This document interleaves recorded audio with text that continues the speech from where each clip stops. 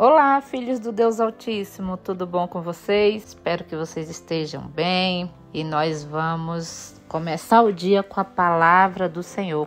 A palavra de Deus hoje está em Atos 24 até o 27, que diz assim: Alguns dias mais tarde, Félix veio com Drusila, a sua esposa, que era judia, mandou chamar Paulo e ouviu falar a respeito da fé em Cristo Jesus. Mas quando Paulo começou a falar sobre uma vida correta, o domínio próprio e o dia do juízo final, Félix ficou com medo e disse: Agora pode ir. Quando eu puder, chamarei você de novo. Além disso, Félix esperava que Paulo lhe desse algum dinheiro. Por isso, o chamava muitas vezes e conversava com ele. 2 anos depois, Pórcio Festo ficou no lugar de Félix como governador. Félix queria agradar os judeus, por isso, ao sair, deixou Paulo na prisão. Amém? Félix, ele era o governador a qual mantinha Paulo na prisão. Ele não tinha nada contra Paulo, ele não achou nada que Paulo fosse digno de morte nas acusações dos judeus, mas também não só soltava. E tanto que a palavra diz assim, que ele, em tempo, ele chamava Paulo, mas ele ficava esperando que Paulo lhe desse dinheiro, subornasse para que Paulo fosse solto. Só que Paulo era um homem reto. Paulo era um homem temente a Deus, um homem correto. Ele nunca iria fazer nada que fosse contra a palavra do Senhor para ter algum benefício. Hoje nós estamos vivendo numa sociedade que, infelizmente, o Brasil é conhecido como o Brasil da corrupção. Tudo se dá um jeitinho, tudo se molha a mão, tudo existe suborno, até mesmo pessoas comuns como você e eu, elas conseguem subornar o seu semelhante por migalhas. Eu lembro que uma pessoa me disse que tinha uma amiga dela que trabalhava no CRAS e que disse que conseguiria o benefício da Bolsa Família, mas os 3 primeiros meses seria dela. Isso é uma forma de suborno. Isso é uma forma de roubo. Isso não agrada a Deus. E Félix esperava que Paulo agisse dessa forma. Ele chamava Paulo de tempos em tempo, esperando que ele lhe desse dinheiro para que ele o soltasse, mas isso não aconteceu. Em vez disso, Paulo pregava o evangelho, falava sobre Jesus. Ele temia. Quando ele ficava com medo, ele mandava levar Paulo de volta para a prisão. Disse: depois quando eu precisar, eu mando chamar você de novo. Tinha medo, mas o medo é diferente de temor.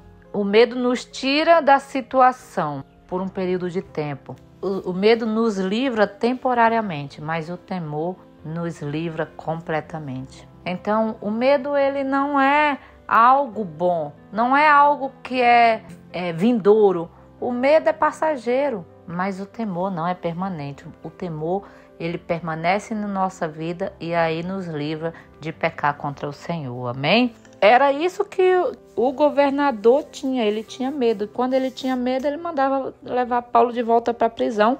Quando isso passava, ele trazia Paulo para conversar de novo, esperando sempre uma atitude de Paulo, uma atitude contrária aos seus princípios. Que Paulo fosse lhe oferecer algum benefício para ser solto, mas isso não aconteceu porque Paulo era um homem justo. Diz assim, a palavra do Senhor continua dizendo que 2 anos depois, 2 anos, outra pessoa ficou no lugar de Félix. Mas como Félix queria agradar os judeus, aqueles que estavam acusando Paulo, e suas acusações eram acusações injustas, porque nenhum desses, nem o rei Agripa, nem o governador Félix, nem antes de Félix tinha achado nada que o condenasse à morte.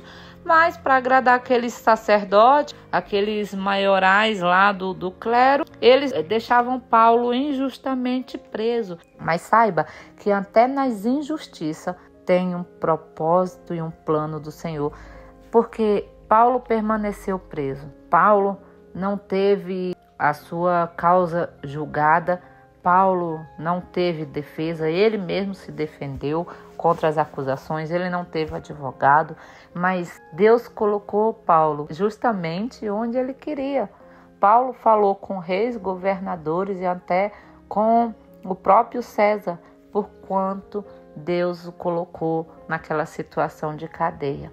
Às vezes nós estamos em situações que não queremos estar, mas ao invés de questionarmos, em vez de murmurarmos, por que nós não perguntamos ao Senhor qual é o propósito dele? Qual é o fim, a finalidade de estarmos passando por isso? Tenha certeza que até em meio às suas prisões e cadeia, em meio às suas acusações, em meio às suas injustiças, existe um plano e propósito do Senhor nisso. Mas você precisa pedir a Ele que abra os seus olhos, precisa pedir a Ele que lhe mostre e que você tenha que passar por isso, glorificando o nome do Senhor. Em nenhum momento nós vimos Paulo murmurar ou questionar o Senhor. Mas Paulo aceitou tudo do Senhor, sabendo que ele iria perante muitos governantes, muitos imperadores. Ele nas ruas não teria capacidade de falar do Senhor Jesus para essas pessoas.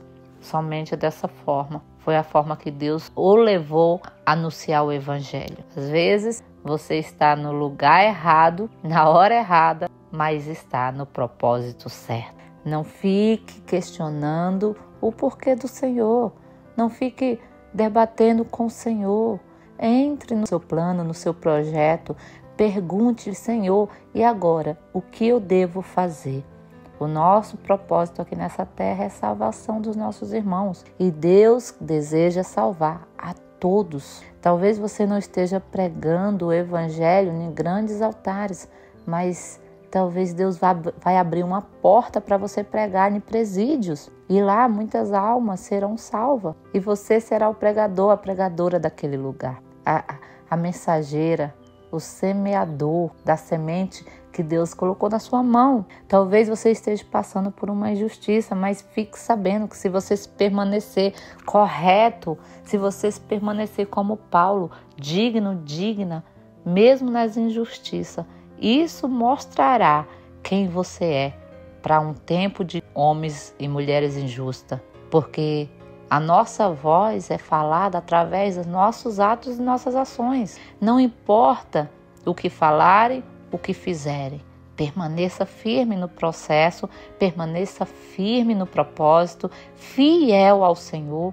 Não se corrompa, não vá para a direita nem para a esquerda. Não dê jeitinho. Deixa que Deus te conduz. Deixa que Ele te justifica.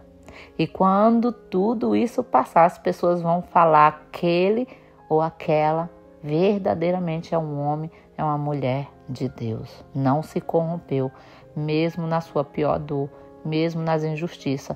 Ela ou ele permaneceu fiel ao Senhor. Amém? É isso que eu tinha hoje para você. Se você estiver passando por um momento assim difícil, um momento demorado, um momento de injustiça, de calúnia, um momento de parece que é lutas, parece que é um momento que onde nada está dando certo. Em vez de você perguntar o porquê, pergunte para Deus para quê. E aí quando você entrar no propósito de Deus, você entrar no projeto dele, todas as coisas vão mudar. Você vai começar a ver claramente o porquê. Você vai começar a entender.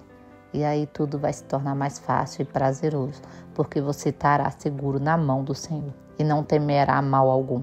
Não temerá seus inimigos, não temerá seus opressores, não temerá as injustiças, porque você está seguro na mão do Deus Altíssimo. Amém? Fique com essa palavra, guarde no seu coração.